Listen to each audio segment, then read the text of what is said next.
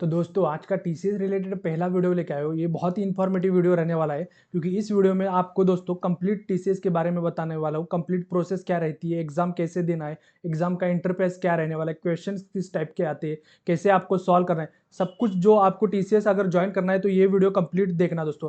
Video थोड़ा सा लंबा हो सकता है, 1 घंटे तक जा सकता है क्योंकि इसमें मैं एग्जाम्पल कैसे सॉल्व करते हैं, किस टाइप के क्वेश्चन आते हैं, सब कुछ बताने वाला हूँ। तो दोस्तों वीडियो अच्छा लगे तो एक लाइक शेयर एंड सब्सक्राइब जरूर कर देना और वीडियो को दोस्तों हाइप जरूर कर देना क्योंकि हाइप यहाँ कमेंट सेक्शन के नीचे हाइप आपको ऑप्शन मिल जाएगा और चैनल को सब्सक्राइब कर देना। तो दोस्तों वीडियो स्टार्ट करने से पहले कुछ चीज़ें बता देता चाहता हूँ। अगला जो वीडियो आने वाला है वो मैं दोस्तों फ्री मॉक टेस्ट लेके आने वाला हूँ। वो फ्री जो मॉक टेस्ट है वो दोस्तों टीसीएस का ऑफिशियल मॉक टेस्ट है। वो बहुत सारे स्टूडेंट्स को पता ही नहीं होता वो मॉक टेस्ट कैसे देते हैं। तो ये आज तक किसी भी यूट्यूबर ने नहीं बताया होगा कि आप यहाँ से मॉक टेस्ट दे सकते हो। एग्जैक्ट टीसीएस के क्वेश्चन यहाँ से आप दे सकते हो। 3 घंटे का वो मॉक टेस्ट रहता है, जैसे कि रियल आपका जो एनक्यूटी एग्जाम रहता है वैसे ही same to same mock test दोस्तों रहता है। अगर उसके बारे में मैं वीडियो बना आपको चाहिए तो वो मैं जरूर बनाऊंगा, लेकिन उसके लिए क्या करना है, आपको कमेंट सेक्शन में मॉक टेस्ट लिखना है। जितने ज्यादा कमेंट्स आएंगे उतने ही जल्दी मैं दोस्तों वो वीडियो बनाने वाला हूँ। तो दोस्तों ये वीडियो तो बहुत ही इंपॉर्टेंट रहने वाला है। जिसको भी टीसीएस ज्वाइन करना है 2026 में, आपको कंप्लीट प्रिपरेशन कैसे करनी है सब कुछ दोस्तों बताने वाला हूँ। तो वीडियो को लाइक शेयर एंड सब्सक्राइब जरूर कर देना। तो दोस्तों चलिए स्टार्ट करते हैं आज का ये वीडियो। तो दोस्तों आज के इस वीडियो में मैं कंप्लीट रोड मैप बताने वाला हूँ। आपको प्रिपरेशन कहाँ से करनी है, मटेरियल कौन सा यूज़ करना है, कहाँ से आप प्रैक्टिस कर सकते हो। अगर इसके लिए भी आपको वीडियो चाहिए तो कमेंट सेक्शन में ज़रूर बताना, वो भी मैं वीडियो लाने वाला हूँ। आपको साथ ही साथ फ्री मटेरियल टीसीएस के रिलेटेड सब कुछ मैं देने वाला हूँ। तो दोस्तों आपको बस क्या करना है, टेलीग्राम चैनल को जुड़ना है। टेलीग्राम की लिंक नीचे डिस्क्रिप्शन में दी है। टीसीएस का एग्जाम क्रैक करना बहुत ही आसान होता है। 1 महीने के अंदर आप टीसीएस क्रैक कर सकते हो। मैंने खुद ने दोस्तों 1 महीने तक प्रिपरेशन किया था और मैंने टीसीएस प्राइम का इंटरव्यू दिया था। इसीलिए दोस्तों बोल रहा हूँ टीसीएस का एग्जाम क्रैक करना बहुत ही आसान होता है। बस आपको कुछ स्टेप्स फॉलो करने होते हैं। एग्जाम में आपको कैसे सॉल्व करना है वो सब कुछ अभी इस वीडियो में कंप्लीट बताने वाला हूँ। तो एंड तक वीडियो जरूर देखना, कुछ भी स्किप मत करना दोस्तों। तो सबसे पहले सबसे इंपॉर्टेंट पार्ट दोस्तों, इसका प्रोसेस क्या रहता है, टीसीएस में ज्वाइन करने का प्रोसेस क्या रहेगा एनक्यूटी थ्रू 2026 में। सबसे पहले दोस्तों आपका रजिस्ट्रेशन होगा। ये रजिस्ट्रेशन दोस्तों है ना, वो कहाँ से होता है, वो टीसीएस के नेक्स्ट स्टेप पोर्टल है नाम का एक टीसीएस का खुद का पोर्टल है। वहां से आपको अकाउंट क्रिएट करना होता है और आपको जब रजिस्ट्रेशन स्टार्ट हो जाए तब आपको रजिस्ट्रेशन करना होता है। इसकी लिंक वगैरह सब कुछ मैं आपको प्रोवाइड कर दूंगा। जब जब भी इसका रजिस्ट्रेशन स्टार्ट हो जाए तब मैं आपको दोस्तों जरूर इसका लिंक वगैरह सब कुछ भेज दूंगा। इसके रिलेटेड वीडियो भी बनाऊंगा। इसीलिए दोस्तों आपको चैनल को बस सब्सक्राइब करना है और बेल आइकन को प्रेस करना है ताकि जल्दी से जल्दी जैसे ही रजिस्ट्रेशन स्टार्ट हो आपका रजिस्ट्रेशन हो जाए दोस्तों। तो सबसे पहला तो दोस्तों आपको रजिस्ट्रेशन करना होगा। कहाँ से, नेक्स्ट स्टेप पोर्टल से आपका रजिस्ट्रेशन होगा। उसके बाद दोस्तों एग्जाम के पहले 10 या 15 दिन पहले या फिर 1 हफ्ते पहले आपका एडमिट कार्ड जनरेट होता है। उस एडमिट कार्ड में क्या होता है दोस्तों, आपका कंप्लीट आपका एग्जाम कौन से सेंटर में होने वाला है सब कुछ आपको वहाँ पे इंफॉर्मेशन हो जाती है। कितने घंटे का एग्जाम है, किस स्लॉट में होने वाला है, सब कुछ दोस्तों वहाँ पे आपको प्रोवाइड किया जाता है उस एडमिट कार्ड में। तो एग्जाम से पहले 10 या 15 दिन पहले आपको आपका एडमिट कार्ड आपके ईमेल पे पहुंच जाएगा। जैसे ही दोस्तों उसके बाद दोस्तों आपका इन सेंटर एग्जाम होगा टीसीएस एनक्यूटी का। तो सबसे इंपॉर्टेंट पार्ट अगर टीसीएस के हायरिंग में कौन सा है तो वही है ये एग्जाम। तो ये वाला एग्जाम अगर आपका क्रैक हो गया तो दोस्तों समझो आपका टीसीएस में सिलेक्शन हो चुका है। तो ये वाला सबसे इंपॉर्टेंट स्टेप होता है। आपको एग्जाम होगा, ये एग्जाम कब होगा दोस्तों, ये आई थिंक अप्रैल में होगा। आपका जो रजिस्ट्रेशन स्टार्ट होगा वो मार्च में होगा, 1 महीने बाद उसका एग्जाम होगा। ये फेजेस में दोस्तों एग्जाम आता है, मतलब मतलब 7 डेज के गैप में, मतलब फेज 7 दिन का फेज रहता है। हर फेज में अलग अलग स्टूडेंट्स का एग्जाम होता है। स्टेट वाइज भी ये रहता है, हर स्टेट का अलग टाइमिंग पे रहता है। लेकिन जो टीसीएस का हायरिंग प्रोसेस रहने वाला है वो मार्च से लेकर अगस्त तक खत्म हो जाएगा। तो दोस्तों इसके बाद जो आपका एग्जाम हो गया, जिन स्टूडेंट्स का एग्जाम क्लियर होता है उनको ईमेल मिलता है रिजल्ट रिलेटेड, आपका किस रोल के लिए सिलेक्शन हुआ है, निंजा, डिजिटल या प्राइम। तीनों रोल का पैकेज अलग है, इंटरव्यू वगैरह सब कुछ अलग रहता है। हायरिंग जॉब रोल सब कुछ A to Z सब तीनों रोल का अलग अलग रहता है। उसके बाद दोस्तों जो उसके बाद जैसे रिजल्ट आपका आता है उसके बाद और एक मेल आता है लोकेशन प्रेफरेंस के लिए। आपको इंटरव्यू के लिए कौन सा लोकेशन सिलेक्ट करना है उसका एक मेल आ जाता है। तो आपको वहां से आपका जो भी आपके नियरेस्ट लोकेशन है वहां आपको इंटरव्यू देने जाना पड़ता है। तो आपको वो वाला लोकेशन सिलेक्ट करता है। इंडिया के बहुत सारे लोकेशंस है, आपके स्टेट वाइज आपके नियर बाय लोकेशंस बहुत सारे हैं, तो आप कहीं से भी इंटरव्यू दे सकते हो। उसके बाद दोस्तों आपका इंटरव्यू, एक्चुअल इंटरव्यू होता है। इंटरव्यू दोस्तों हर रोल के लिए अलग रहता है। मतलब कि निंजा रोल के लिए 20 से 25 मिनट का रहता है, मैक्सिमम 20 मिनट का रहता है। डिजिटल रोल रहता है उसके लिए 30 से लेके 35 मिनट का इंटरव्यू रहता है। और डिजिटल में बेसिक से क्वेश्चंस, कोडिंग क्वेश्चंस पूछते हैं। लेकिन जो प्राइम का इंटरव्यू रहता है दोस्तों वो 1 घंटे का रहता है, उसका अलग प्रोसेस रहता है। तो 1 घंटे का इंटरव्यू रहता है, इसमें आपको डीएसए वगैरह, बेसिक से डीएसए वगैरह क्वेश्चंस वगैरह सब कुछ पूछते हैं। इसके रिलेटेड भी मैं बाद में वीडियोस लाते रहूंगा कि क्वेश्चंस किस टाइप के होते हैं, कैसे आपको आंसर करना है, सब कुछ दोस्तों। इंटरव्यू रिलेटेड भी इसी चैनल पे आपको वीडियोस वगैरह सब कुछ आता रहेगा। जैसे ही दोस्तों आपका इंटरव्यू क्रैक हो जाएगा तो दोस्तों आपका ऑफर लेटर जनरेट हो जाएगा निंजा डिजिटल प्राइम रोल के लिए, किसी भी रोल के लिए आपके परफॉर्मेंस के बेसिस पे। तो ये जो दोस्तों कंप्लीट प्रोसेस है, ये प्रोसेस कब से स्टार्ट होने वाला है, मार्च से लेके अगस्त तक आपका ऑफर लेटर जनरेट हो जाएगा। तो दोस्तों ऐसा कंप्लीट प्रोसेस रहने वाला है। ये आपको प्रोसेस सबसे पहले समझना चाहिए। आपको प्रिपरेशन करने से पहले आपको प्रिपरेशन प्रोसेस कंप्लीट पता होना चाहिए, इसीलिए मैं सबसे पहले ये बताया हूँ। तो ये आप जरूर याद रखना। तो दोस्तों उसके बाद आज तक किसी भी यूट्यूबर ने आपको टीसीएस के एनक्यूटी एग्जाम का इंटरफेस बताया नहीं होगा, वो मैं आज आपको दिखाने वाला हूँ। एग्जैक्ट इंटरफेस, ये ऑफिशियल टीसीएस के एग्जाम का इंटरफेस है। सेम टू सेम इसी इंटरफेस के साथ आपका एग्जाम होगा। सेम टू सेम दोस्तों आपको स्क्रीन आपके एग्जाम में देखने को मिलेगी। सेम टू इसी टाइप के क्वेश्चंस आते हैं। ये क्वेश्चंस मैंने टीसीएस से ही उठाए। तो आपको पता होना चाहिए कि किस टाइप के क्वेश्चंस आते हैं, कितने सेक्शंस होते हैं। तो टोटल दोस्तों 6 सेक्शंस रहते हैं, हर सेक्शंस में अलग अलग क्वेश्चंस पूछे जाते हैं। सबसे पहला जो सेक्शन रहता है दोस्तों वो आपका है न्यूमेरिकल एबिलिटी। आपको ऊपर में आपका सेक्शन, करंट सेक्शन देखने को मिल जाएगा। अभी जो है वो न्यूमेरिकल एबिलिटी सेक्शन चालू है। उसके बाद दूसरा जो सेक्शन रहता है वो वर्बल एबिलिटी, उसके बाद रीजनिंग एबिलिटी, फिर एडवांस्ड क्वांटिटेटिव, उसके बाद एडवांस्ड कोडिंग 1 और एडवांस्ड कोडिंग 2। ऐसे टोटल 6 सेक्शंस रहते हैं। हर सेक्शंस में कितने क्वेश्चंस वगैरह आते हैं सब कुछ मैं आगे आपको बताने वाला हूँ। तो वीडियो को एंड तक जरूर बने रहना। तो दोस्तों ये है ये जो है वो इंटरफेस है। यहाँ पे आपका ये क्वेश्चंस दिया गया होता है, ये आपके 4 ऑप्शंस रहते हैं। इसमें से आपको राइट आंसर चूज करना होता है। और अगर आपको सेव जो आंसर आपका मतलब करेक्ट आंसर आपने क्लिक कर दिया तो आपको सेव एंड नेक्स्ट पे क्लिक करना है, नेक्स्ट पे मत करना। सेव करके ही आपको आगे बढ़ना है, नहीं तो वो सेव नहीं होगा। तो दोस्तों आपको नेक्स्ट करना है। यहाँ से आप पिछले वाले प्रीवियस बटन से आप प्रीवियस वाले क्वेश्चंस पे जा सकते हो।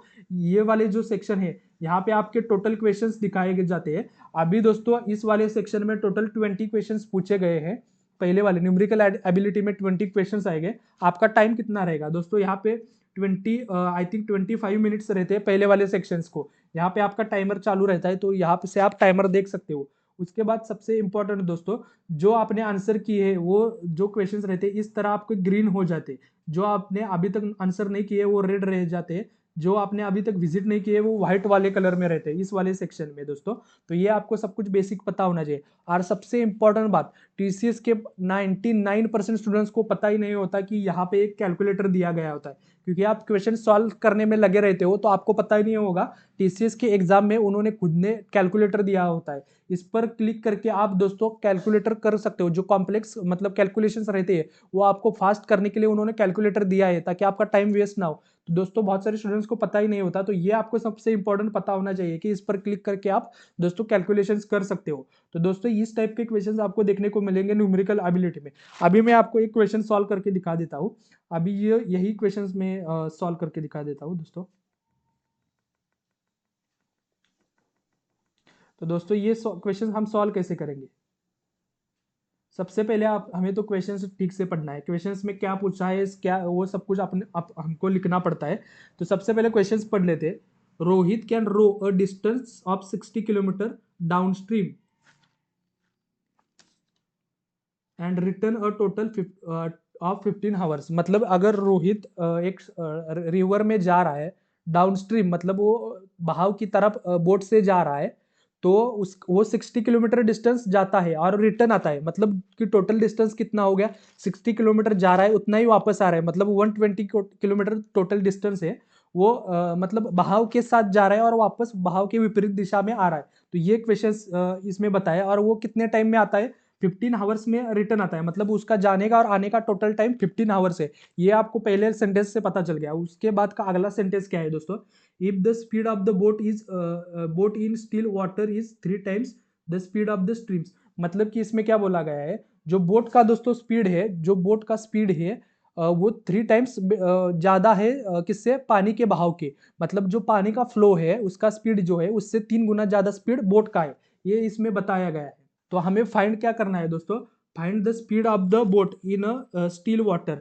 मतलब हमें बोट का स्पीड फाइंड करना है। तो अभी आपको ये क्वेश्चंस ये वीडियो यहीं पे पॉज करो और पहले आप 1 मिनट के अंदर या 2 मिनट आप टाइम ले लो और आप खुद से ट्राई करो, आपको सॉल्व होता है क्या देखो। अगर आपने ये क्वेश्चन सॉल्व कर दिया तो दोस्तों टीसीएस का एग्जाम आपका क्लियर हो जाएगा, इसकी गारंटी मैं देता हूँ। क्योंकि जो डिफिकल्टी लेवल रहती है टीसीएस में इसी के मतलब इजी टू मॉडरेट लेवल ही रहते हैं, ज़्यादा डिफिकल्ट नहीं आते हैं। तो दोस्तों ये वाले क्वेश्चन, इस टाइप के क्वेश्चन आएंगे। अभी दोस्तों अगर आपको मैं ये क्वेश्चन सॉल्व करने के स्टेप्स बता दूं, तो सबसे पहले उन्होंने क्या बोला है वो आपको लिख के लेना है। सबसे पहले दोस्तों उन्होंने क्या यहाँ पे क्या बोला है, the speed of the boat is in still water 3 times the speed of the stream. मतलब जो पानी का बहाव अगर हम x पकड़े, x इज इक्वल टू, हम सबसे पहले क्या लिखते हैं, speed of water, S W लगता है शॉर्ट में। स्पीड ऑफ वाटर अपना क्या है x, तो 3x क्या होगा हमारा बोट का स्पीड, उसके 3 टाइम्स ज्यादा है, तो 3x हमारा होगा बोट स्पीड। तो ये तो मैंने लिख दिया बोट स्पीड। तो ये तो हमें पता चल गया दोस्तों, बोट स्पीड हमारा इतना है। अभी दोस्तों क्या है, एक चीज आपको पता होनी चाहिए ये वाले क्वेश्चन सॉल्व करते समय, जब हम जो वाटर का फ्लो है उस तरफ उसी डायरेक्शन में जाते हैं जिस तरफ पानी बह रहा है, तो उस वक्त क्या होता है कि बोट का स्पीड और जो पानी का फ्लो वो दोनों मिलकर काम करते हैं, मतलब कोई अपोजिशन नहीं होता। तो दोनों को मिला के जो आपका जाते वक्त का स्पीड तय होता है, और आते वक्त क्या होता है कि पानी का बहाव हमको अपोज कर रहा होता है, तो हमें थोड़ा सा फ्रिक्शन महसूस होता है बोट को, तो स्पीड उसका कम हो जाता है बोट का आते वक्त। उसमें पानी की कोई मदद नहीं मिलती, पानी के फ्लो की, सिर्फ बोट का स्पीड आपका कांस्टेंट रहता है, और उसमें भी दोस्तों अपोज रहता है। तो हमें पहले जाते वक्त और आते वक्त का स्पीड, बोट का स्पीड कैलकुलेट करना है। वो कैसे कैलकुलेट करना है, तो दोस्तों हमारा जो अपस्ट्रीम मतलब डाउन स्ट्रीम पहले हम कैलकुलेट करते हैं कि पानी के बहाव के साथ downstream speed is equal to, जब पानी के साथ हम बह रहे तो हमारा सबसे पहले बोट का स्पीड कितना है 3x, वो तो रहेगा ही, साथ ही साथ पानी का स्पीड भी हमें मदद करेगा। तो पानी का स्पीड कितना है दोस्तों x, तो हम दोनों की एडिशन करनी पड़ेगी, 3x plus x is equal to दोस्तों 4x। तो जाते वक्त हमारा स्पीड कितना होगा, 4x हमारा स्पीड रहेगा। अब आते लौटते समय अपना स्पीड कितना होगा अपस्ट्रीम। अपस्ट्रीम का स्पीड दोस्तों कैसे कैलकुलेट करना है, सबसे पहले हमारा बोट का स्पीड तो 3x रहने वाला है आते समय भी, बट दोस्तों यहाँ पे प्रॉब्लम क्या है कि वाट हमें पानी रेजिस्ट करेगा, वो अपोज करेगा, तो पानी का बहाव हमें साथ नहीं देगा, इसलिए हमको वो माइनस करना पड़ेगा। तो वो हम कैसे करेंगे, अपस्ट्रीम में से हमारा जो पानी का बहाव है वो माइनस करना पड़ेगा। तो हमारा आते वक्त का स्पीड कौन सा रहेगा 2x, तो इतना हमारा आते वक्त का स्पीड रहेगा। ये तो हमने कैलकुलेट कर लिया। तो हमें अब एग्जैक्ट टाइम कितना, जाते वक्त कितना टाइम लगा था, आते वक्त कितना टाइम लगेगा, ये कैलकुलेट करना है। ये कैसे करेंगे, इसके लिए एक फॉर्मूला होता है दोस्तों, time is equal to distance upon speed. ये उसका कैलकुलेशंस का फॉर्मूला होता है। ये फॉर्मूला अगर आपको पता नहीं है तो जल्दी से जाके दोस्तों इसकी रिलेटेड प्रिपरेशन कर दो, कहाँ से करनी है वो भी मैं आगे के वीडियोस में बताऊंगा। तो ये तो हो गया दोस्तों डिस्टेंस एंड टाइम। अभी हम इसमें वैल्यू पुट करेंगे और हमारा जाते वक्त और आते वक्त का स्पीड टाइम कैलकुलेट करेंगे। तो हमारा dt मतलब डाउन स्ट्रीम का टाइम कैसे कैलकुलेट करना है, डाउन स्ट्रीम का टाइम कैसे कैलकुलेट करना होगा, डिस्टेंस कितना है यहाँ पे दोस्तों उन्होंने बताया कि 60 किलोमीटर जा रहा है, मतलब पानी के साथ 60 किलोमीटर दूर गया है, तो डिस्टेंस हम अपना कांस्टेंट कितना है 60 किलोमीटर, और अपना स्पीड कितना है डाउन स्ट्रीम का दोस्तों, हमारा स्पीड यहाँ पे अगर आप देखोगे हमने कैलकुलेट किया है वो कितना है 4x, और ये हमारा हो गया टाइम, जाते वक्त हमें इतना टाइम लगा था, अभी आते वक्त अप स्ट्रीम का स्पीड टाइम कितना लगेगा, डिस्टेंस फिर से हम उतना ही कवर करके वापस आ गए, तो फिर से डिस्टेंस हमारा कांस्टेंट है 60 किलोमीटर, लेकिन जो स्पीड है अपस्ट्रीम का जो स्पीड है वो दोस्तों 2x है, तो यहाँ पे 2x आएगा। तो दोस्तों अभी तो हमने जाते वक्त कितना टाइम लगा था, आते वक्त कितना टाइम लगा था, ये तो फाइंड कर लिया, इसकी ये वैल्यूज है। अब दोस्तों सबसे इंपॉर्टेंट, अब इंपॉर्टेंट बातें उन्होंने और एक चीज बताई कि जाते वक्त और आते वक्त दोनों का टाइम मिला के 15 घंटे का टाइम लग रहा है। तो अगर हम इन दोनों की एडिशन कर दे तो हमें 15 घंटे टाइम लगा है, ये तो हमें पता है, इस वाले एग्जाम्पल में ही उन्होंने बताया। तो इन दोनों की हम अगर एडिशन करें 60 divided by 4x plus 60 divided by 2x is equal to 15 hours, तो 15 घंटे का टाइम लगा है इन दोनों को। अगर हम ये इक्वेशन सॉल्व कर दे तो हमें x की वैल्यू फाइंड हो जाएगी। तो ये कैसे, अभी इसकी वैल्यू अगर हम कैलकुलेट करें तो इसका आंसर आएगा, यहाँ पे आएगा 15 डिवाइडेड बाय एक्स प्लस यहाँ पे आएगा 13 divided by x is equal to 15। तो यहाँ पे आएगा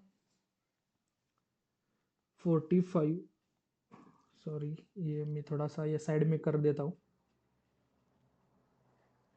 यहाँ पे दोस्तों लिख देता हूँ मैं 45 divided by x is equal to 15। तो x की वैल्यू आपने कितने आ गई 3। तो ये तो हमें फाइंड होगी x की वैल्यू, ये होगी हमारे पानी के बहाव की वैल्यू। तो पानी के बहाव से 3 गुना दोस्तों हमारी बोट की स्पीड है, उन्होंने क्वेश्चन में ही बताया। तो हमारी बोट की स्पीड 3x है, तो हमें सिर्फ 3x की वैल्यू निकालनी है। 3x, x की वैल्यू हमारी कितनी है 3, तो हमारा multiplication 3 into 3 is equal to 9। तो हमारा बोट का स्पीड कितना होगा, बोट का स्पीड दोस्तों हमारा आ जाएगा 9। तो इसका आंसर दोस्तों 9 है। इस तरह से आपको क्वेश्चन सॉल्व करने, इतना बड़ा कैलकुलेशन करने की जरूरत नहीं, आप शॉर्ट में दोस्तों अपनी कैलकुलेशन करें। आप लोगों के समझने के लिए मैंने स्टेप बाय स्टेप एक्सप्लेन किया कि कैसे सॉल्व करते हैं, लेकिन ये कैलकुलेशन इतने करने की लिख की जरूरत नहीं, डायरेक्टली आप वैल्यूज रख के आंसर फाइंड कर सकते हो। हमारा आंसर आ गया है 9x। इसमें ऑप्शन है क्या दिखते, सेकेंड वाला ऑप्शन यहाँ पे 9 किलोमीटर पर आवर हमारा आंसर है, तो यही इसका आंसर आएगा। इस तरह से दोस्तों आपको क्वेश्चन सॉल्व करने हैं। तो दोस्तों ये तो एक न्यूमेरिकल एबिलिटी का क्वेश्चंस था दोस्तों, इस तरह से आपको क्वेश्चंस पूछे जाएंगे। सेम टीसीएस में से ही एक क्वेश्चंस उठाए, इस तरह के क्वेश्चंस ही आपको आएंगे दोस्तों। उसके बाद दोस्तों ये अगला क्वेश्चंस, चलो ठीक है, ये भी आपको मैं सॉल्व करके दिखा देता हूँ। ये भी न्यूमेरिकल एबिलिटी का क्वेश्चन है दोस्तों, ये परसेंटेज चैप्टर का क्वेश्चन है। परसेंटेज चैप्टर है वो एप्टीट्यूड का सबसे मतलब मोस्ट इंपॉर्टेंट टॉपिक रहता है। इसके रिलेटेड 3 से 4 क्वेश्चंस आते ही है। कौन से भी ऑफ कैंपस हायरिंग का एप्टीट्यूड क्वेश्चंस उठा लो, परसेंटेज पे क्वेश्चंस आती ही है। इसी टॉपिक में से नहीं, इसके रिलेटेड और भी 2-3 रिलेटेड टॉपिक रहते हैं। तो परसेंटेज चैप्टर आपको बहुत अच्छे से आना है, उसकी प्रिपरेशन बहुत अच्छे से दोस्तों कर दो। तो दोस्तों ये वाला क्वेश्चन अभी सॉल्व करके दिखा देता हूँ। इसमें क्या पूछा है, सबसे पहले पढ़ते हैं। How much percentage is 0. हाँ दोस्तों, ये वाला पहले हमें ब्रैकेट सॉल्व करके लेना है। ये वाले परसेंटेज, इसमें से इतना परसेंटेज आया है तो कितना, ऐसा सिंपल सा क्वेश्चन पूछा गया है। तो दोस्तों यहाँ पे आप एक बात नोटिस कर रहे होंगे, यहाँ पे देखो, यहाँ पे दोस्तों 0.025% 240% दिया है, लेकिन यहाँ पे दोनों उन्होंने 1.5 दिया है। मतलब सारी वैल्यू परसेंटेज में नहीं है, इसमें से ये जो वैल्यू है 1.5 वाली वो डेसिमल फॉर्मेट में है। और ऑफ का मतलब क्या होता है कि मल्टीप्लिकेशन, जहां भी ऑफ आए आपको मल्टीप्लिकेशन करना है दोस्तों। तो ये सबसे इंपॉर्टेंट पार्ट है। तो सबसे पहले जो हमें क्या करना है दोस्तों, सबसे पहले हमें ये ब्रैकेट सॉल्व करके लेना है। तो दोस्तों ये कैसे करेंगे, सिंपल सा आंसर है। पहले तो हमें डेसिमल में कन्वर्ट करना है, कौन सी दो वैल्यूज, ये वाली और ये वाली वैल्यू हमें डेसिमल में कन्वर्ट करनी है और तीनों का मल्टीप्लिकेशन करना है, बस इतना ही करना है, ब्रैकेट सॉल्व हो जाएगा। तो डेसिमल में कन्वर्ट करने का फॉर्मूला क्या रहता है, अगर आपको किसी भी परसेंटेज को डेसिमल में कन्वर्ट करना है तो सिंपल सा फॉर्मूला है, उसको मल्टीप्लिकेशन करना है 1 डिवाइडेड बाय 100 से। अगर एक वैल्यू है, समझो 40% है, उसको अगर डेसिमल में कन्वर्ट करना है तो आप डिवाइडेड बाय 100 से, 1 डिवाइडेड बाय 100 से मल्टीप्लाई कर दो। तो हम यहाँ पे 0.025 इंटू 1 डिवाइडेड बाय 100 ये कर देंगे तो हमारी वैल्यू डेसिमल में कन्वर्ट हो जाएगी। तो इसको अगर हमने 100 से डिवाइड कर दिया तो दोस्तों हमारी वैल्यू कौन सी आएगी, 0.00025, ये हमारी डेसिमल में आ गई। आप इतना कैलकुलेट मत कीजिए, मैं आपको फॉर्मूला समझे इसलिए बोल रहा हूँ। सीधा आप यहाँ से 2 जीरो बढ़ा दो, 100 का हो जाएगा। यहाँ पे आप 2 जीरो लगा दोगे डेसिमल से बाद में, तो आपका आंसर आ जाएगा। उसके बाद दोस्तों 240 का हमें डेसिमल में कन्वर्ट करना है, 240 इंटू 1 डिवाइडेड बाय 100। ये इतना कैलकुलेशन दोस्तों मत करो, सीधा हमारा यहाँ से 2 डिजिट्स पहले लगा देंगे तो आंसर आ जाता है। तो हमारा आंसर यहाँ पे कितना आएगा 2.40। तो ये तो 2 वैल्यू हमने डेसिमल में कन्वर्ट कर ली। अब इन तीनों का कैलकुलेशन करना है। कैलकुलेशन करना कैसे करना है, अगर आप लोगों ने 0.00025 इंटू 2.4 इंटू आपका 1.5, ये इसका आंसर फाइंड कर लिया तो आपका ये वाला ब्रैकेट कंप्लीट सॉल्व हो जाएगा। इसकी वैल्यू फाइंड करनी है। तो इसीलिए दोस्तों मैं अभी आपको बताने जा रहा हूँ, ऐसी सिचुएशन में आप पेन और पेपर लेके कैलकुलेशन मत करना दोस्तों। ऊपर कैलकुलेटर, यहाँ पे अगर देखोगे आप, यहाँ पे उन्होंने कैलकुलेटर दिया है, उसमें ही आपको कैलकुलेशंस करनी है। सबसे फास्ट तरीका यही है।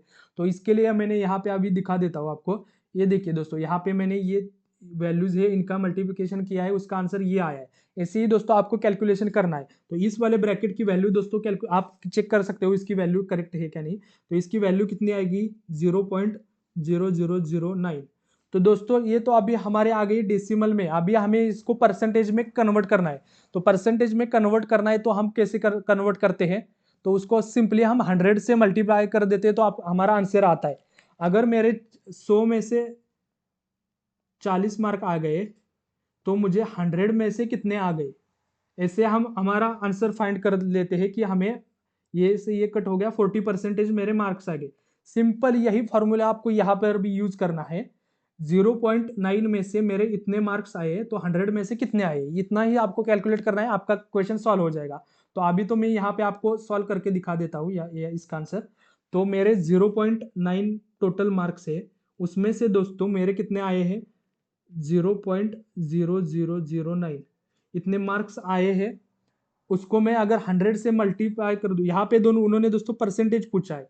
अगर आंसर्स में आप देखोगे ऑप्शंस में तो उन्होंने परसेंटेज पूछा है, तो हमको जरूर परसेंटेज में कन्वर्ट करके उसका जो डेसिमल वाली वैल्यू है उसको परसेंटेज में कन्वर्ट करना है। तो इससे जैसे मैं 100 से मल्टीप्लाई कर दूंगा दोस्तों, तो इसका आंसर क्या आएगा, ये भी दोस्तों कैलकुलेशन आपको कहाँ से करना है, ये वाले कैलकुलेटर पे आप कर सकते हो। तो यहाँ से इसका तो आंसर दोस्तों क्या आएगा कि सिंपली इसका आंसर दोस्तों, तो दोस्तों सबसे पहले हम ये सॉल्व कर देंगे, इस पर आप कैलकुलेटर पे कर सकते हो, आपके लिए आसान होगा। तो इसका आंसर क्या आएगा, 0.001 इंटू 100 इसका आंसर आएगा। तो इसके अगर 100 से मल्टीप्लाई कर देंगे तो दोस्तों हमारा दोस्तों यहाँ पे ये वाला जो मतलब डेसिमल पॉइंट है ये यहाँ पे आ जाएगा।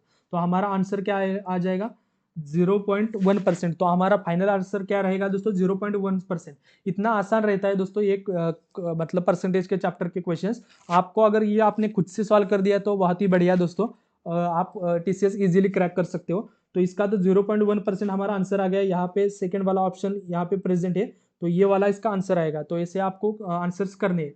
तो इतना आसान तरीका है दोस्तों आपको आंसर फाइंड करने का। तो सबसे पहले इस वाले क्वेश्चंस में हमने क्या किया, ये जो ब्रैकेट था दोस्तों ये पहले सॉल्व किया, जो वैल्यूज परसेंटेज में थी वो डेसिमल में कन्वर्ट कर दी। सारी वैल्यू जब डेसिमल में आ गई तो हमें एक वैल्यू मिल गई, कौन सी, ये 0.0009 वाली वैल्यू मिल गई। तो हमें बस उसको परसेंटेज में कन्वर्ट करना था। टोटल वैल्यू हमारी थी 0.9 में से हमें इतने मार्क्स आए थे, तो हमें 100 में से कितने आए ये फाइंड करना था। हमारा आंसर आ चुका है। तो आपको ये क्वेश्चंस दिखने में थोड़ा डिफिकल्ट लगता है, पहले जब आप पढ़ते हो तो अरे यार ये क्या पूछ लिया ऐसे लगेगा, लेकिन जैसे ही आप ब्रैकेट से मतलब सिंपल सिंपल पार्ट्स में अगर आपने क्वेश्चन सॉल्व मतलब डिवाइड कर दिया तो आपका क्वेश्चन सॉल्व हो जाएगा दोस्तों। काफी आसान था। और अगर आपने कैलकुलेटर यूज कर दिया तो दोस्तों तो ये तो बहुत ही आसान हो जाता है, आपको ज्यादा कैलकुलेशन में टाइम नहीं जाता है। तो इसीलिए आपको दोस्तों आसानी से क्वेश्चन सॉल्व करते हैं। तो इस वाले सेक्शन में दोस्तों दिक्कत क्या है, मेरे साथ दिक्कत क्या हो गई थी, इसमें दोस्तों क्वेश्चंस की डिफिकल्टी ज्यादा नहीं रहती। इसीलिए मैंने क्या किया था कि फर्स्ट क्वेश्चन से लास्ट क्वेश्चन तक 1 बाय 1 सॉल्व करते आ गया था, टाइम की तरफ मैंने देखा भी नहीं था, हर क्वेश्चंस मैंने सॉल्व करते गया था दोस्तों। मैंने आई थिंक 18 क्वेश्चंस तक मैं गया था विदाउट एनी, मतलब सारे के सारे 18 क्वेश्चंस मैंने पहले के सॉल्व कर दिए थे। लेकिन एंड टाइम पे दोस्तों क्या हो गया कि सीधा मेरा टाइम खत्म हो गया था, मैंने कितने क्वेश्चंस बचे ये भी नहीं देखा, सीधा मेरा अगला वाला सेक्शन स्टार्ट हो गया, क्योंकि हर सेक्शन के लिए लिमिटेड टाइम रहता है, उन्होंने दिया होता है, तो सीधा वो ऑटो सबमिट हो गया। तो इस वाले सेक्शन में मैं तुक्के भी, जो क्वेश्चंस बचे थे उसमें तुक्के भी नहीं मार पाया। तो मैंने 1800 क्वेश्चन ही कंप्लीट सॉल्व किए थे, लेकिन वो करेक्ट थे, मैंने हर क्वेश्चन का आंसर फाइंड किया था। तो ये मेरे साथ दिक्कत होगी। लेकिन अगले जैसे ये वाले प्रॉब्लम मुझे मतलब समझ में आया कि ऑटो सबमिट हो रहा है, तो इसीलिए मैंने दोस्तों अगले वाले सेक्शन से पूरा ध्यान दिया और टाइम की तरफ ध्यान दिया और टाइम की तरफ बीच बीच में देखता रहा। उसके अकॉर्डिंग अगर आपके पास टाइम कम बचा है और क्वेश्चन ज्यादा बच रहे हैं तो दोस्तों आप तुक्के मार दो, यहाँ पे नेगेटिव मार्किंग वगैरह कुछ नहीं होता है। तो दोस्तों ऐसे आपको ये गलती आपको बिल्कुल नहीं करनी। तो दोस्तों नेक्स्ट वाला सेक्शन है, ये अगर सेक्शन देखिए ये वर्बल एबिलिटी वाला सेक्शन है। इसमें दोस्तों आपको English related, grammar related, paragraph वगैरह ऐसे क्वेश्चंस आते हैं। इसमें ज़्यादा प्रिपरेशन की ज़रूरत नहीं है, अगर आपके इंग्लिश ठीक है, आपका ग्रामर ठीक है, तो आपका ये वाला सेक्शन तो बहुत ईजी रहता है। तो इसमें दोस्तों आपको आंसर्स कैसे करने होते हैं, अभी सबसे पहले इसमें ये वाले सेक्शन में दोस्तों आपको 25 मिनट्स का टाइम दिया जाता है। 25 मिनट्स का आपको टाइम दिया जाता है। टोटल दोस्तों आपको इसमें 25 क्वेश्चन देते हैं, मतलब हर एक मिनट में आपको एक क्वेश्चन सॉल्व करना है, इजी रहता है, बस आपको पैसेज में ज़्यादा टाइम नहीं लगाना। तो पहले आप ये वाले क्वेश्चंस पढ़ लेते हैं। यहाँ पे क्या पूछा है देखो, one part of the sentence below may contain an error, identify that part, if there is a no error choose no error. अगर एरर नहीं है तो नो एरर लिख दो, नहीं तो एरर कौन से वाले लाइन में है, कौन से वाले पार्ट में है वो बताना है। तो क्वेश्चन पहले लाइन पहले पढ़ लेते हैं सेंटेंस। द स्टेटमेंट क्या है, the state government has proposed to put on place the new portal to promote transparency and simplification in a land administration। तो ये वाला सेंटेंस थोड़ा लंबा है, इसलिए आपको ये समझ में नहीं आ रहा होगा कि इसमें एग्जैक्ट एरर कहाँ होंगे। तो दोस्तों जो एरर फाइंड करने वाले क्वेश्चंस होते हैं उसमें मेजर एरर्स कहाँ आए थे, एक तो टेंस, वॉज, वेयर, या फिर ही सी है तो वो गोज वगैरह ईएस वगैरह लगाना पड़ता है, वैसे ही एरर्स आते हैं। नहीं तो ऑन, द, इन द, ऐसे वाले पार्ट जो रहते हैं वहीं पे एरर रहती है। या फिर टेंस का रहेगा आईएनजी वगैरह, ऐसे एरर्स आपको बेसिक वाले जो एरर्स रहते हैं वो आपको पता होने चाहिए, तो वहीं पे एरर्स रहती है। तो इस वाले सेंटेंस पढ़ने के बाद आपको तो पता नहीं चल रहा होगा कि एरर कहाँ है। तो आपको क्या करना है दोस्तों, ऐसे वाले क्वेश्चंस में आपको ऑप्शंस की तरफ देखना है, ऑप्शंस आपको पढ़ने। तो पहला वाला सेंटेंस पढ़ लेते हैं, to put on place the new portal, to put on place the new portal. इसमें तो टेंस का तो एरर नहीं है, आपको तो पता चल जाएगा टेंस का तो एरर नहीं है। होगा तो भी कौन सा एरर होगा, पुट ऑन, ऑन प्लेस, तो ये वाला एरर हो सकता है। तो ये अभी के लिए सेंटेंस हम रख देते हैं। उसके बाद का दूसरा सेकंड वाला सेंटेंस हम पढ़ लेते हैं। उसमें क्या लिखा है, to promote transparency and simplification in a land administrator. तो ये वाला दोस्तों जब आप सेंटेंस पढ़ लोगे तो इसमें आपको कोई एरर फाइंड नहीं होगी, क्योंकि दोस्तों ये सिंपल सा सेंटेंस है, इसमें कोई टेंस वगैरह नहीं है, मतलब इसमें कोई अलग चीज नहीं है वॉज वीज वगैरह। तो ये वाला सेंटेंस पढ़ने के बाद तो आपको पता चल जाएगा ये वाले पार्ट में, to promote transparency and simplification in a land administration. तो इसमें तो कोई एरर नहीं है, ये तो आपको इजीली पता चल जाएगा, क्योंकि इसमें कोई टेंस वगैरह नहीं है, ऑन, इन, द, वैसा विच कुछ नहीं है, आईएनजी वगैरह कुछ भी नहीं है, तो ये सेंटेंस तो आपका आंसर नहीं आएगा। उसके बाद दोस्तों अगला वाला क्या है, the state government has proposed. तो इसमें भी दोस्तों कोई एरर नहीं है, टेंस टेंस की ध्यान रखिए। तो the state government has proposed, तो ये वाला स्टेटमेंट तो बराबर भी है, प्रपोज्ड और हैज दोनों साथ में आए ये भी सही है, तो इसमें टेंस का तो एरर नहीं है। तो बचे हुए ऑप्शन दोनों आपके पास कौन से, फर्स्ट वाला तो नो एरर, सेकंड वाला to put on the new portal, ये वाला है नो एरर, मतलब पूरा सेंटेंस गलत सही है, या फिर उसमें से ये पहले वाले सेंटेंस में इसका एरर है। तो दोस्तों अगर आप ये वाला पहला वाला सेंटेंस ध्यान से देखोगे तो इसमें अगर एक चीज आप दो तीन बार एक सेंटेंस रिपीट करोगे, to put on place the new portal, ये वाला सेंटेंस आप दो तीन बार पढ़ते हो तब आपको दिमाग में आता रहेगा कि यहाँ पे कुछ गलत हो रहा है। टू पुट ऑन प्लेस, आप कभी ऑन प्लेस बोल सकते हो क्या, बोलते हो क्या ऑन प्लेस, ये वाले सेंटेंस में state government has proposed to put on place, on place बोलोगे या फिर दोस्तों आप इन प्लेस बोलोगे। तो एक बार अगर आप पूरा सेंटेंस पढ़ोगे तो आपको समझ में आएगा कि ऑन की जगह इन यहाँ पे आना चाहिए था। The state government has proposed to put in place the, मतलब न्यू पोर्टल की जगह आपको कुछ अलग उनको प्लेस करना था, इन प्लेस, यहाँ पे दोस्तों इन आता है, तो ये आपको पता होना चाहिए। अगर आप ऐसे ऑप्शंस कट करते जाओगे, अगर इन दोनों में से भी अगर आपको कोई आंसर परफेक्ट पता नहीं है यहाँ पे, तो भी दोनों में से एक आपको तुक्का मार देना है, तो आपके 50% चांस प्रोबेबिलिटी है कि क्वेश्चन बराबर आएगा, तो 50% तो प्रोबेबिलिटी है बराबर आएगा। तो आपको ये ऑप्शन कट मेथड यूज करनी होती है टीसीएस में, सबसे इंपॉर्टेंट। लेकिन दोस्तों ये जैसे आपको ऑप्शंस पढ़ेंगे तो आपको तो एरर पता ही चल जाएगा। अभी इस यहाँ पे ऑन है, तो ऐसे जो वर्ड्स रहते हैं ऑन, वॉज, आईएनजी वगैरह, तो यहाँ पे एरर रहता है, तो ये तो आपको पता चलेगा, to put on place the new portal, तो इस वाले सेंटेंस में दोस्तों एरर है, ये तो हमें पता चल गया। तो आप हमारा पहला वाला ऑप्शन चूज करना है कि इसका आंसर ये आएगा। तो ये इस टाइप के क्वेश्चंस दोस्तों न्यूमेरिकल एबिलिटी में आएंगे। उसके बाद का जो दोस्तों क्वेश्चन है ये भी दोस्तों वर्बल एबिलिटी का ऐड किया हुआ है, ये भी टीसीएस के ही क्वेश्चन है, सारे के सारे टीसीएस के दोस्तों ऑफिशियल क्वेश्चन है, इस टाइप के ही क्वेश्चन आएंगे। इसमें क्या पूछा है, फिल इन द ब्लैंक्स, तो आपको इस वाली जगह पे कौन सा वर्ड आएगा ये बोलना है। तो दोस्तों आपको जब सेंटेंस पूरा पढ़ोगे तो आपको कुछ टाइम में पता नहीं चलेगा, तो आपको एक एक वर्ड वहां पे प्लेस करके सेंटेंस पढ़ के देखना है, तो आपको समझ में आएगा। The higher authorities convened a meeting to take stock of the situation, stock of the situation, sentence थोड़ा ठीक लग रहा है, ये अभी के लिए हम मतलब इग्नोर करते हैं। उसके बाद अगला वाला सिचुएशन पढ़ते हैं, स्टॉक का मतलब तो हमें पता नहीं है, तो अगला वाला वर्ड ले लेते हैं। The higher authorities convened a meeting to take stroke of the situation, stroke, इस वर्ड थोड़ा सा सुना हुआ लग रहा होगा, जैसे कि दोस्तों ब्रेन स्ट्रोक, मतलब दिमाग का, मतलब ये मेडिकल रिलेटेड है, मतलब हेल्थ रिलेटेड इश्यूज है स्ट्रोक है, तो ये वर्ड तो मुझे पता था। तो दोस्तों ये वाला स्ट्रोक तो यहाँ पे नहीं आ सकता, स्ट्रोक वाला वर्ड। उसके बाद स्टैक। स्टैक दोस्तों क्या होता है कि हमें मतलब एक के ऊपर वो स्टैक, तो डीएसए में आपको स्टैक के रिलेटेड होता है, मतलब एक के ऊपर एक के बाद एक मीटिंग, स्टैक मतलब एक के ऊपर एक आपके काम वगैरह पेंडिंग है, ऐसे वगैरह सिचुएशन में स्टैक वगैरह यूज करते हैं। तो ये यहाँ पे हो सकता है क्या? नहीं दोस्तों, स्टैक भी यहाँ पे मीनिंगफुल वर्ड नहीं है। The higher authorities convened a meeting to take stack of the situation. Stack of the situation दोस्तों, स्टैक ऑफ द सिचुएशन का स्टैक नहीं हो सकता है, तो ये भी दोस्तों गलत हो जाएगा, तो ये भी मैं सिलेक्ट नहीं करूंगा। उसके बाद दोस्तों दो ऑप्शन बचते हैं, एक तो स्टॉक और स्टॉकिंग्स। तो दोस्तों अगर यहाँ पे स्टॉकिंग्स, यहाँ पे यस लगा है स्टॉकिंग्स, तो ये वाला ऑप्शन भी करेक्ट नहीं है। स्टॉकिंग, स्टॉकिंग एक तो होता, ये स्टॉकिंग्स है, तो यस तो नहीं लगेगा, यहाँ पे टेंस गलत हो जाएगा, इसीलिए स्टॉकिंग्स है। तो बचता कौन सा है? स्टॉक। तो यहाँ पे कौन सा आएगा? स्टॉक। तो ये वाला जो ऑप्शन है स्टॉक आएगा। अगर आपको मीनिंग इसका पता नहीं होगा तो स्टॉक मतलब दोस्तों क्या होता है कि रिव्यू करना, जैसे रिव्यू रिलेटेड, मतलब मीटिंग को रिव्यू करना है, इससे रिलेटेड वर्ड्स रहता है स्टॉक। तो ऐसे आपको फाइंड करना है, ऑप्शंस कट करते जाओ, जो आखिर में बचता है वो लिख दो। तो स्टॉक यहाँ पे अगर लिख देंगे तो दोस्तों इसका सेंटेंस भी करेक्ट लगता है, पढ़ने में भी अच्छा लगता है। तो ऐसे आपको फाइंड करना है, the higher authorities convened a meeting to take a stock of the situation. तो अभी तो आपको पता चल गया स्टॉक इसका करेक्ट आंसर है। इस तरह से आपको दोस्तों ये वाला सेक्शन मतलब सॉल्व करना है। इसी में दोस्तों और एक टाइप का क्वेश्चन आता है पैसेज।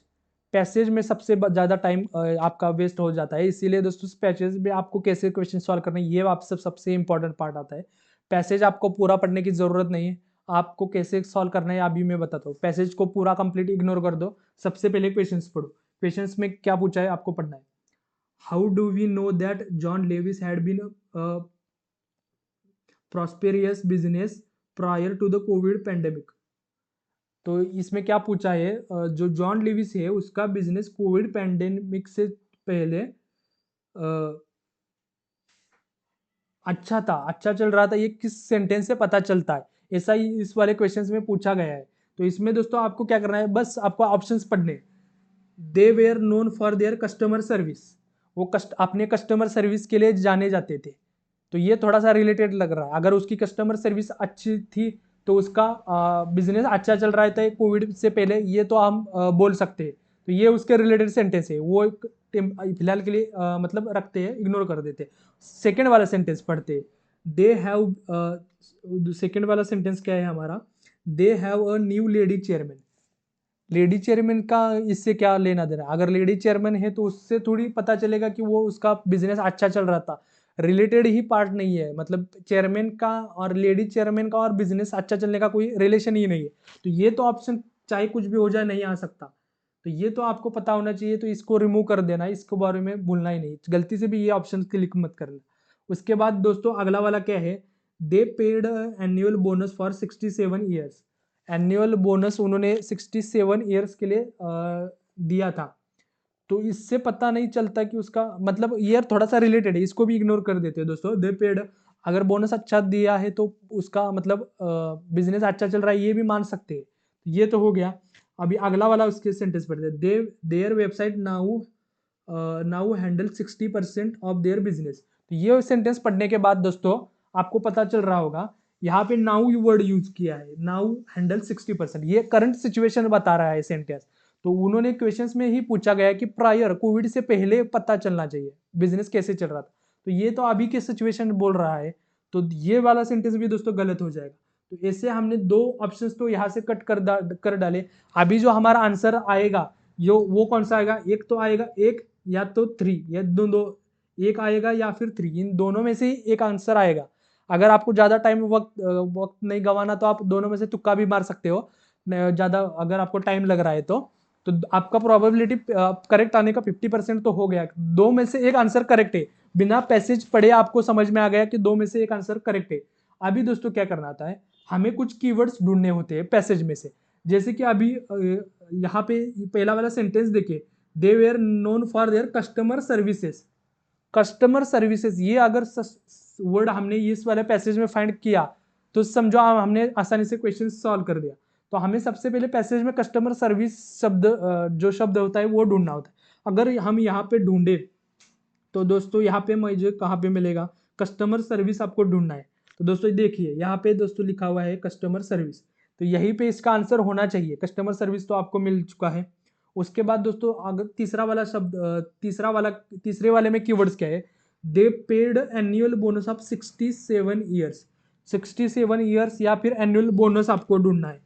तो दोस्तों अगर आप थोड़ा थोड़ा सा ही ज़्यादा मतलब ये हाईलाइटेड वर्ड्स रहते, तो यहाँ पे आप देखोगे दोस्तों यहाँ पे नंबर्स लिखा है 67 ईयर्स यहाँ पे है, और इसी सेंटेंस में बोनस एनुअल बोनस लिखा है। ये वाला सेंटेंस अगर हम दोस्तों पढ़े, John Lewis with its employ ownership and reputation for a tailor customer services, मतलब वो कस्टमर सर्विसेज के लिए मतलब जाना जाता था। Still holds a special place of in a shoppers hearts, मतलब कस्टमर उससे सेटिस्फाई हो रहे थे, मतलब उनके दिल में वो बसता था। कस्टमर सर्विसेज के लिए वो जाना जाता था। इससे वो क्लियर पता चलता है कि उसका बिजनेस जो है वो दोस्तों पेंडेमिक से पहले अच्छा चल रहा था। तो ये तो पता चल जाता है, तो हमारा आंसर दोस्तों फर्स्ट वाला आएगा। ऐसे दोस्तों हमें फाइंड करना है। अगर ये तीसरा वाला गलत कौन क्यों है दोस्तों, हम अभी वो 67 ईयर्स से वो बोनस एनुअल बोनस दे रहा है, तो इससे वो कस्टमर रिलेटेड, कस्टमर सेटिस्फाई है बिजनेस की, ये वाला वो लॉस में भी होते वक्त भी वो दोस्तों बोनस दे सकता है एम्प्लॉयज़ को। तो इससे दोस्तों ये वाले सेंटेंस से आपको पता नहीं चलेगा कि उसका बिजनेस कैसा चल रहा है।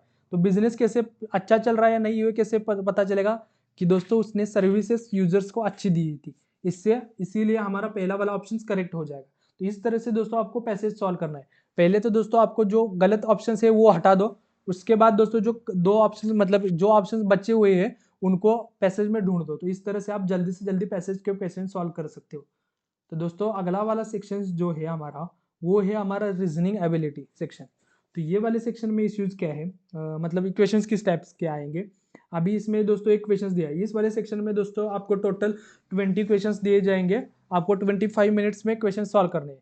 तो ये वाले क्वेश्चंस दोस्तों कैसे सॉल्व करने हैं, तो सबसे पहले ये वाला पहला वाला क्वेश्चन सॉल्व करके ही मैं आपको दिखा देता हूँ।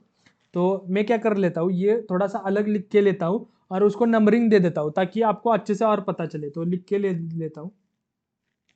तो दोस्तों यहाँ पे मैंने नंबरिंग दिया है। तो सबसे पहले आपको 1 बाय 1 लेटर का इसमें पैटर्न फाइंड करने होते हैं। पैटर्न अभी फाइंड कैसे करने हैं, तो पहला बी था, वो बी से हमने यहाँ पे आप अगर चेक करोगे तो बी से जी हुआ, जी से एम, इसमें पहले लेटर्स में क्या पैटर्न है वो हमें फाइंड करना है।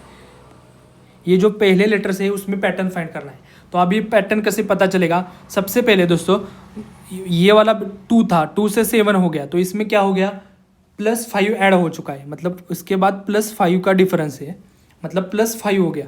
फिर 7 से 13 हो गया, तो इसमें क्या हो गया दोस्तों, इसमें +6 का एडिशन हो गया, +6, तो 5 उसके बाद 6 ऐड हो गया, फिर 13 से 20 हो गया। तो इसमें डिफरेंस कितना है दोस्तों, इन दोनों से 20 - 13 करें तो 7 है। तो इसमें ऐड अगर होता है तो प्लस आपको लिखना है, माइनस होता है तो आपको माइनस लिखना है। तो अभी आपको एक पैटर्न फाइंड हो चुका होगा। यहाँ पे 5 था, फिर 6 आया, फिर 7 आएगा, 5 6 7, फिर अगला वाला लेटर का कौन सा आएगा, +8 होना चाहिए। तो यहाँ पे कौन सा आना चाहिए, +8। अगर टी में +8 ऐड कर दे तो दोस्तों कौन सा लेटर आना चाहिए, मतलब जो हमारे लेटर्स है वो कितने होते हैं दोस्तों, 26 होते हैं। तो 26 के बाद आपको फिर से 1 से स्टार्ट करना होता है, मतलब 20 के बाद अपने 6 लेटर्स पे जेड आ गया, 6ठी नंबर पे, 7वें पे हमारा कौन सा आएगा, फिर से ए आएगा, 8वें पे फिर से हमारा बी आएगा, तो फिर से यहाँ पे बी। तो ये पैटर्न हर लेटर में फॉलो हो रहा है, सारे के सारे करेक्ट है। तो पहले सेंटेंस में कोई इशू नहीं है, सब में एक ही पैटर्न फॉलो हो रहा है। अभी दूसरा वाला चेक करते हैं, दूसरे वाले में कौन सा पैटर्न फाइंड होता है वो चेक करते हैं। तो दोस्तों आपको दिखा देता हूँ, दूसरा वाला लेटर कौन सा है, ए ई एम, ई से बी हो गया, बी से डी, डी से सी। अभी इसमें एक पैटर्न हमको फाइंड करना है। ये पैटर्न कैसे फाइंड करोगे दोस्तों, अभी ए है, ए से ई हो गया, इसमें डिफरेंस 1 और 5 में डिफरेंस कितने का हो गया दोस्तों, 1 से 5 हो गया, मतलब +4 हो गया। यहाँ पे +4 हो गया। फिर अपना 5 था, मतलब ई से बी में कितना, 5 और 2, 5 और 2 में डिफरेंस कितना है, -3 हो गया। यहाँ पे दोस्तों -3 हो गया। फिर दोस्तों बी से डी में कितना क्या डिफरेंस आ गया, बी से डी में कौन सा हो गया, 2 था वो 4 हो गया, मतलब +2 हो गया, +2 हो गया। फिर दोस्तों जो हमारा अगला वाला पार्ट है उसमें क्या होगा, अभी यहाँ पे आपने एक पैटर्न देखा होगा, दिखा दो आपको अगर दोस्तों, ये पैटर्न है। अभी यहाँ पे 4 था, फिर यहाँ पे 3 हो गया, फिर यहाँ पे 2 हो गया, फिर यहाँ पे क्या आएगा 1 आएगा। अगला वाला पैटर्न क्या है 1, तो 1 यहाँ पे फिक्स हो गया। फिर अभी यहाँ पे अगर देखोगे, यहाँ पे पहले प्लस था, फिर यहाँ पे माइनस हो गया, फिर यहाँ पे प्लस था, फिर यहाँ पे क्या हो गया माइनस। तो यहाँ पे दोस्तों क्या आएगा -1, यहाँ पे क्या आएगा -1। तो -1 डी के बाद -1 करने पे कौन सा लेटर आता है, तो आएगा सी। तो सी, तो ये भी पैटर्न करेक्ट है, मतलब डी से 4 था, वो कौन सा आ गया, सी हो गया, 3 मतलब -1 हो गया, 3 हो गया, तो इसका लेटर सी। तो ये वाला भी पैटर्न करेक्ट है। दोस्तों ये टोटल हमारा और सारी इन्फॉर्मेशन करेक्ट है, ये पैटर्न भी हमारा फॉलो हो गया, मतलब पहला और दूसरा लेटर में कोई इश्यू नहीं है, करेक्ट है। अभी दोस्तों हमें क्या करना है, तीसरा लेटर फाइंड करना है। वो तीसरा लेटर फाइंड कैसे करेंगे वो दिखा देता हूँ अभी आपको, ये हटा देता हूँ अभी दोस्तों आपके लिए, ताकि आपको अच्छे से पता चले। तो दोस्तों हमारा तीसरा लेटर कौन सा है, यहाँ से डी से सी, सी से ई, ई से बी, बी से ई। तो इसमें हमें पैटर्न फाइंड करना है। तो दोस्तों यहाँ पे अगर देखोगे आप, 4 से 3 हो गया, इसमें क्या हो गया -1 हो गया।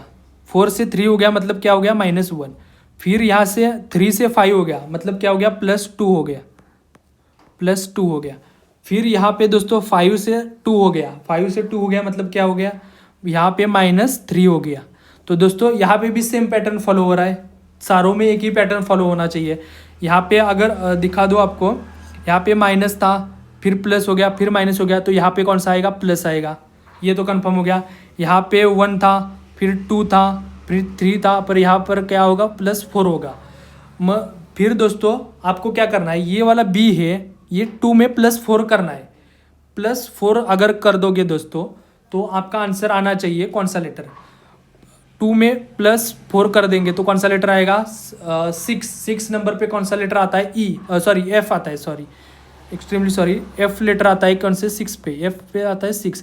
तो यहाँ पे उन्होंने क्या दिया है 5 नंबर का ई दिया है, तो ये गलत है। तो दोस्तों इस ई की जगह कौन सा आना चाहिए था एफ, तो उन्होंने कौन सा दिया है ई। तो हमारा ऑप्शन कौन सा गलत है, बी सी ई, ये वाला ऑप्शन करेक्ट रॉन्ग थी।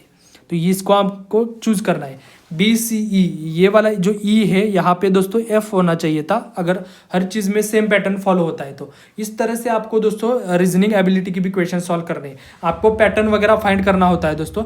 इस तरह से आप दोस्तों क्वेश्चन सॉल्व कर सकते हो। उसके बाद दोस्तों जो अपना अगला वाला क्वेश्चन है वो कौन सा दोस्तों क्वेश्चन है, ये हमारा ये भी दोस्तों रीजनिंग एबिलिटी वाला क्वेश्चन है। ये कौन सा है, वेन डायग्राम के। इसी रीजनिंग एबिलिटी में भी दोस्तों वेन डायग्राम के क्वेश्चंस वगैरह पूछा जाता है। तो ये क्वेश्चंस आपको कैसे सॉल्व करने, ये भी आसान तरीका, इससे सबसे आसान तरीका आपको बताने वाला हूँ। आपको क्या करना है दोस्तों, एग्जाम में आपको पेन और एक पेपर लेके जाना है, ब्लैंक पेपर।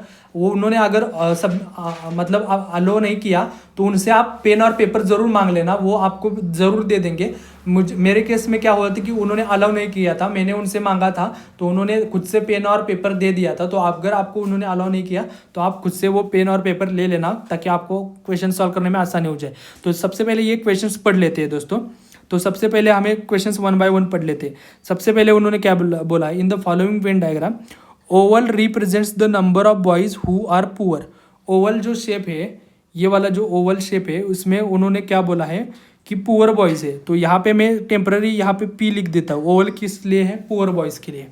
उसके बाद उन्होंने क्या बोला है, triangle represents the number of boys who are unemployed.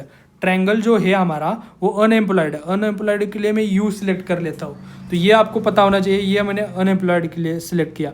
उसके बाद the rounded rectangle represents the number of boys who are help in family business. Family business के लिए उन्होंने रेक्टेंगुलर यूज़ किया, तो इस वाले रेक्टेंगल में फैमिली बिजनेस में लिख देता हूँ। उसके बाद दोस्तों उन्होंने कौन सा बोला है, trapezoid represents the number of boys who are in graduate, मतलब जिन्होंने ग्रेजुएशन कंप्लीट किया है वो ट्रेपेजॉइड में है, तो इसके लिए मैं जी लिख देता हूँ। तो ये तो मैंने फाइंड कर लिया, बस यहाँ पे आपका समझो क्वेश्चन सॉल्व हो चुका है। अभी सीधा आपको क्वेश्चंस पढ़ना है। Which number represents the boys who are poor. Boys who are poor मतलब पुअर के लिए कौन सा शेप उन्होंने दिया है, ओवल। तो तो ओवल शेप के जो बॉयज़ है वो तो आएंगे, ओवल शेप को आपको लिख मतलब ओवल शेप के बॉयज़ आएंगे, ये तो एक हो गया, represents the boys who are poor, oval shape हो गया। उसके बाद अगला वाला कौन सा है, poor that help family business, family business वाला कौन सा है, फैमिली बिजनेस के लिए दोस्तों रेक्टेंगल है, ये वाले जो रेक्टेंगल है फैमिली बिजनेस वाले बच्चे हैं। उसके बाद दे आर ग्रेजुएट्स, ग्रेजुएट्स के लिए कौन सा है आपका जो ट्रेपेजॉइड है वो ग्रेजुएट्स के लिए है, ग्रेजुएट्स के लिए ट्रेपेजॉइड है। उसके बाद बट नॉट एम्प्लॉयड, ग्रेजुएट्स मतलब ये वाले क्राइटेरिया तीनों होने चाहिए, but not employed, not employed means कौन सा होता है दोस्तों, अनएम्प्लॉयड। अनएम्प्लॉयड के लिए उन्होंने कौन सा शेप दिया है दोस्तों, उन्होंने दिया है ट्रायंगल। अनएम्प्लॉयड स्टूडेंट्स के लिए दोनों उन्होंने दिया है ट्रायंगल।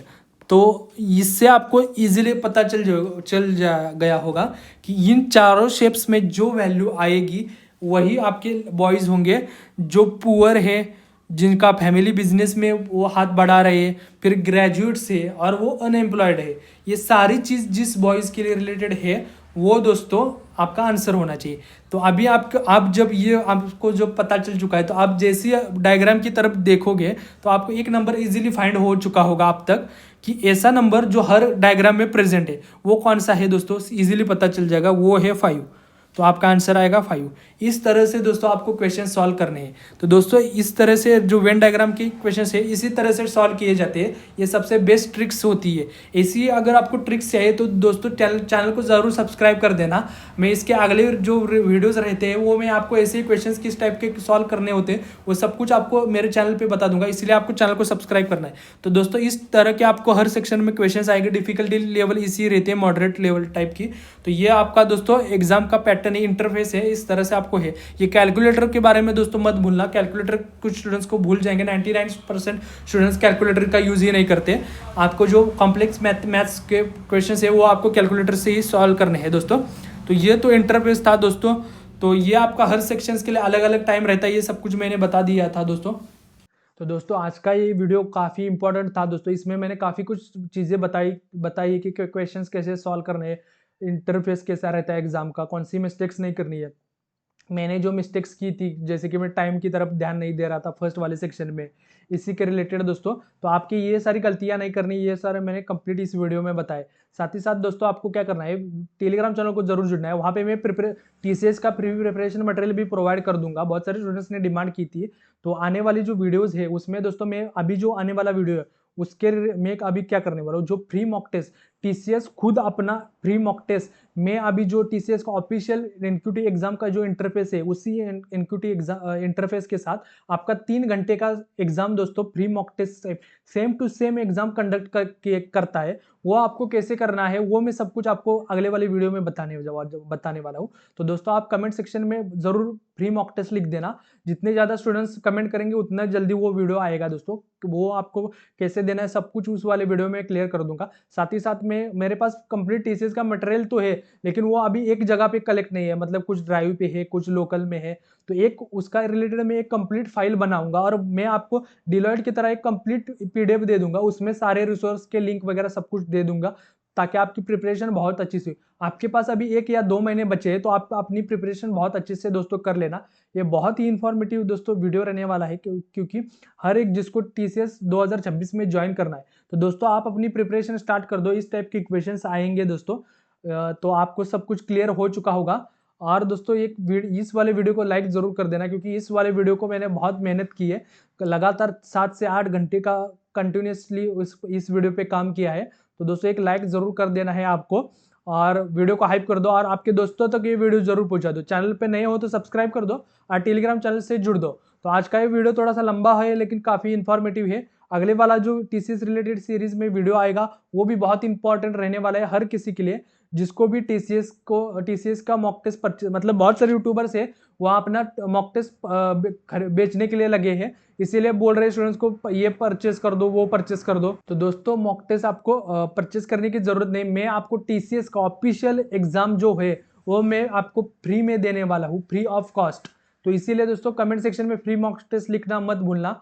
नए हो तो चैनल को सब्सक्राइब कर देना, ताकि आपके अगले वाले जो मतलब अगले वाले जो वीडियोस आने वाले हैं वो आपसे मिस ना हो जाए। अगले वाले जो इंपॉर्टेंट अपडेट्स है वो इसी चैनल पे आते रहेंगे। तो आज का ही वीडियो दोस्तों यही पे एंड करते हैं। Thank you so much for watching this video दोस्तों।